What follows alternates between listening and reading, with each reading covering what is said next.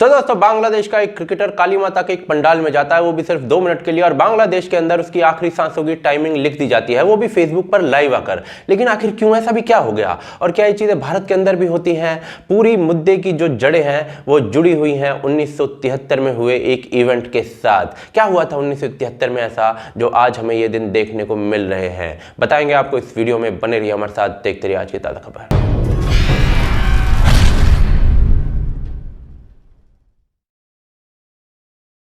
तो दोस्तों कल बांग्लादेश के क्रिकेटर शाकिब उल हसन को कोई मोहसिन तालुकदार नाम का आदमी बांग्लादेश का वो मारने की धमकी देता है, वो भी टेक्नोलॉजी का भरपूर प्रयोग करते हुए। फेसबुक लाइव पर यह धमकी दी जाती है और बंदा जो था वो वीडियो में से तलवार बाहर निकालने को तैयार था। लेकिन शाकिब ने आखिर ऐसा किया था? तो जी भाई साहब ना भारत में थे और काली माता की एक पूजा हो रही थी कलकत्ता के अंदर, वहां पर 2 मिनट के लिए चले गए। उनके अनुसार 2 मिनट वो वहां पर थे और उन्होंने किसी आयोजन में, किसी इनॉग्रेशन में पार्ट नहीं लिया था। तो ये कट्टरता का आलम यह है कि कोई व्यक्ति 2 मिनट किसी और के धर्म क्षेत्र में चला जाए तो ब्lasphemy के आरोप लग जाते हैं। लेकिन इस पूरे मुद्दे के जो तार हैं वो किस प्रकार से ये शुरू होता है और किस प्रकार से 1973 से जुड़े हुए हैं एक इवेंट से, वो मैं आपको बताने वाला हूं।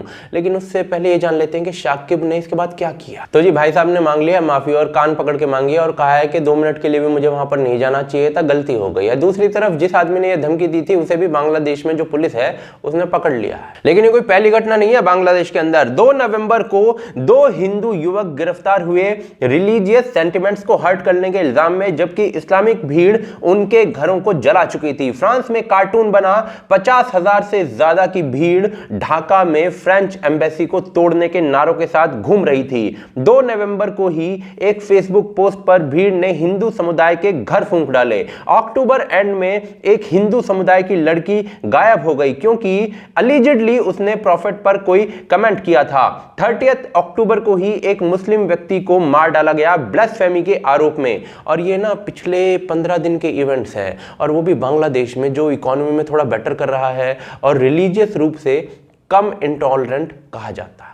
अब इसके जवाब में यह भी कहा जा सकता है कि भाई भारत के अंदर भी इंटॉलरेंस बढ़ रही है, तो बांग्लादेश का क्या एग्जांपल दे रहे हो? तो जी डेटा जो है ना वो इसके खिलाफ है। कई बार मैं आपको 2019 के चुनाव से पहले इसका जिक्र कर चुका हूं। अभी जो आपको लिंक है वो डिस्क्रिप्शन के अंदर दे रहा हूं, तो उसके बारे में जानना है तो वीडियो को वहां पर जाकर देख लेना। दूसरी तरफ बांग्लादेश के अंदर जो हिंदू समुदाय था वो 30% से 30% से करीब करीब 8% यानी 8% तक पहुंच चुका है, और भारत में करीब करीब 8% से 14% तक मुस्लिम समुदाय पहुंच चुका है।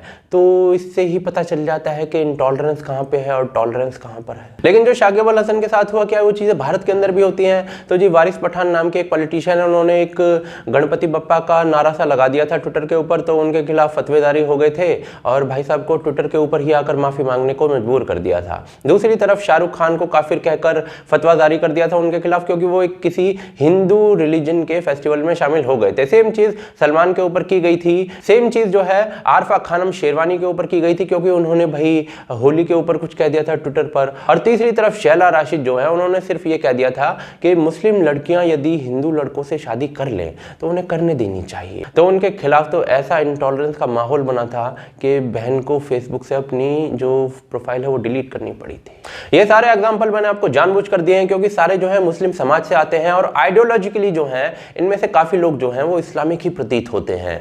तो जब उनका ये हाल है तो काफिरों का क्या हाल होता होगा वो आप खुद सोचिए। दूसरी तरफ ये भारत और बांग्लादेश का ही हाल नहीं है, जरा यूके का हाल देखिए कि एक रेडिकल किस प्रकार से क्या क्या बोल रहा है। We will respect the law of the land. What if it's not Islamic? If it's not Islamic, then the law of the land and those who make it can go to hell, quite honestly, because Allah said in the Quran, in chapter 33, verse 1, He said, "O Prophet, fear Allah and do not obey the disbelievers and the hypocrites."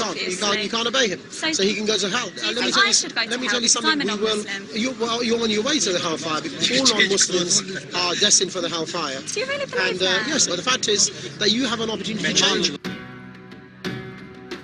तो through out the world इस प्रकार के जो thoughts हैं उनके अंदर एक uniformity सी बन चुकी है, और इसका रीजन क्या है? तो जी इसका रीजन है स्क्रिप्चर्स और उनका इंटरप्रिटेशन। आप देख सकते हैं इस्लाम QA, सलाफी इस्लाम की सबसे बड़ी वेबसाइट, उस पर क्वेश्चन पूछा गया है कि क्या आप किसी नॉन बिलीवर के साथ दोस्त बन सकते हैं? आंसर दिया गया है इसका कि किसी भी व्यक्ति जो कि नॉन बिलीवर है उसकी कंपनी गलत है। काफी लंबा आंसर है, दिमाग की दही कर सकता है। स्क्रिप्चर से रेफरेंस दे देकर लॉजिक बनाया गया है और आपको सर पीटने देखने पर मजबूर कर सकता है। लिंक डिस्क्रिप्शन में दे रहा हूं, पढ़ लेना, क्योंकि डिटेल में बताने पर यूट्यूब बुरा मान जाता है। दूसरी तरफ शाकिब अल हसन के साथ क्या हुआ, तो उसका आंसर भी इसी वेबसाइट पर दिया गया है। क्वेश्चन पूछा गया कि क्या कोई मुस्लिम व्यक्ति नॉन मुस्लिम के रिलीजियस प्लेस पर जैसे कि चर्च इत्यादि पर जा सकता है, तो आंसर मिला ई हराम है। और 50 से ज्यादा रेफरेंसेस दे दिए गए डिफरेंट चीजों के, स्क्रिप्चर्स के, और जो इनकी डिटेल है आप वहीं पे पढ़ लेना, डिस्क्रिप्शन में लिंक है, क्योंकि यहाँ बताऊंगा तो यूट्यूब बुरा मानता है। लेकिन मैं इसी वेबसाइट का एग्जांपल क्यों दे रहा हूँ, क्योंकि ये सलाफी वहाबी इस्लाम की सबसे इंपॉर्टेंट वेबसाइट्स में से एक है।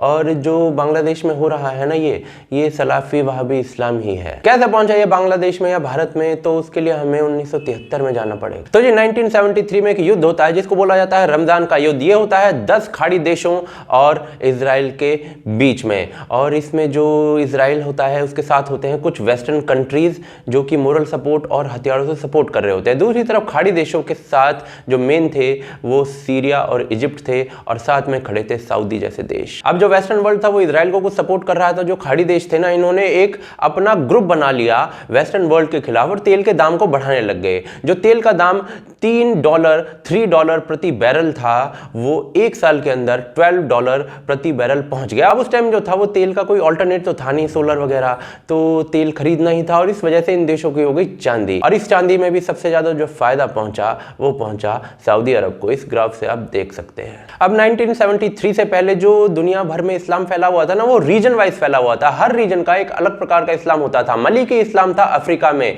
शैफी इस्लाम था साउथ ईस्ट एशिया में, साथ ही में वहाबी इस्लाम जो था वो था सऊदी रीजन में, और हनाफी इस्लाम था वो टर्किश रीजन में। अब 1973 में सऊदी के पास अथाह पैसा आ जाता है, तो वो सोचता है अब इसका क्या करें। तो उनके पास एक ही प्रोडक्ट होता है बेचने के लिए, तो उसका मार्केटिंग शुरू कर दिया जाता है पूरी दुनिया के अंदर, और यहां से शुरू होता है इस्लाम का वहाबीकरण पूरी दुनिया में। पूरी दुनिया के अंदर कुरान और वहाबी रिलीजियस टेक्स्ट जो होते हैं, डॉक्ट्रिन जो होते हैं, उनके मिलियंस ऑफ कॉपीज सूडान से लेकर इंडोनेशिया के चावल के खेतों तक पहुंचा दिए जाते हैं और यूनिफॉर्म तरीके से पहुंचाए जाते हैं। सऊदी गवर्नमेंट इसके लिए स्पेशल जिम्मा सौंपती है Saudi ministry of religious affairs को। इसका असर भी दिखने लगता है। बांग्लादेश के एक प्रोफेसर का बयान देखिए, वो कहते हैं कि बांग्लादेश के अंदर जो नबी हैं, प्रॉफिट हैं, उनका जो जन्मदिन था वो बहुत धूमधाम से मनाया जाता था और बुर्का बहुत कम देखने को मिलता था। आज की डेट में नबी का जन्मदिन मनाने वाले लोगों की संख्या बहुत घट गई है और बुर्का बहुत बढ़ गया है। इसके अलावा 1975 से 2000 तक पूरी दुनिया में 1500 यानी 1500 से ज्यादा मस्जिदें बनाई गई,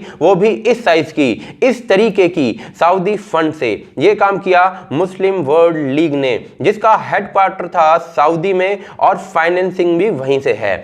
इस सेंट्रल ऑर्गेनाइजेशन ने पूरी दुनिया में जिस भी लोकेशन में मुस्लिम लोगों की पॉकेट थी, वहां की लोकल मुस्लिम ऑर्गेनाइजेशंस और मस्जिदों की मदद से अपने लोकल ऑफिसेस उस एरिया में पहुंचा दिए जहां पर मुस्लिम समाज रह रहा था। लोकल मस्जिदों को फाइनेंसिंग की जरूरत होती थी, तो भाई शर्त यह होती थी कि जो सराउंडिंग एरियाज हैं उनमें मुस्लिम वर्ल्ड लीग जो है उसका ऑफिस खुलवाया जाए। दूसरी तरफ माइग्रेशन को बढ़ाया गया। मिलियंस ऑफ वर्कर्स भारत से, पाकिस्तान से, बांग्लादेश से, सीरिया से, सूडान से पहुंचते हैं सऊदी के आसपास के एरियाज में काम करने, और वहां पर पैसा तो मिलता है लेकिन साथ में मिलता है वहाबी इस्लाम। और टाइम के साथ ये जो चीज़ें हैं वो सेंट्रलाइज्ड होती जाती हैं। आज की डेट में आप भारत, पाकिस्तान, बांग्लादेश किसी भी एरिया में चले जाइए, कोई छोटी से छोटी मस्जिद के अंदर भी कोई आम आदमी, कोई आम मुस्लिम जा रहा है, तो वहाँ पर बैठा हुआ मौलवी जो उसे पढ़ा रहा है वो वहाबी डॉक्ट्रिन पढ़ा रहा है, क्योंकि उसे रेगुलेट किया जा रहा है सेंट्रल अथॉरिटीज से। जब वो आम आदमी पढ़कर आता है किसी और के धर्म क्षेत्र में जाना कुफ्र है,